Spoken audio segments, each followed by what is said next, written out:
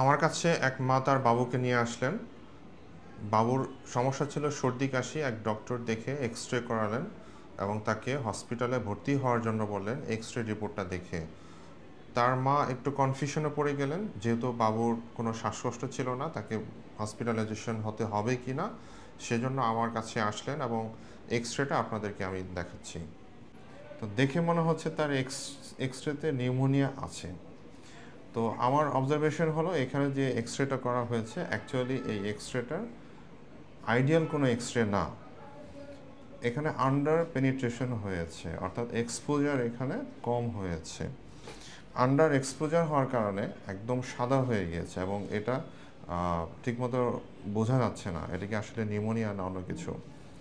তো যিনি এক্স-রেটা দেখেছেন তার কাছে দেখে মনে হয়েছে এটা নিউমোনিয়া, বাচ্চার অবস্থা খুব খারাপ, তাকে হসপিটালাইজেশন করতে হবে। কিন্তু আমার পাশে যে বাচ্চা আছে আমি তাকে দেখাচ্ছি না, তো তার সব কিছু ফাইন্ডিংস দেখে আমার কাছে মনে হয়েছে এটা যে স্বাভাবিক।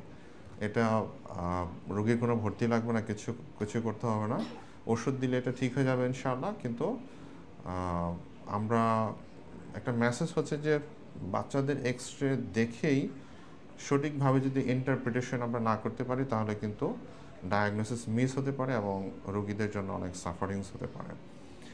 এই এক্স-রেটা আসলে আইডিয়াল কোনো এক্স-রে হয়নি এবং পেশেন্টস কন্ডিশন আলহামদুলিল্লাহ ভালো আছে। আমরা ওষুধ লিখে দেব, আশা করা যায় সুস্থ হয়ে যাবে ইনশাআল্লাহ। সুতরাং এ থেকে আমাদের শিক্ষণীয় বিষয় হচ্ছে যে কোনো ইনভেস্টিগেশনকে আমরা ভালোভাবে সময় নিয়ে ইন্টারপ্রিটেশন করার চেষ্টা করব এবং রোগীর সাথে অর্থাৎ ক্লিনিক্যাল ডায়াগনোসিসের সাথে সম্পৃক্ত রাখার চেষ্টা করব।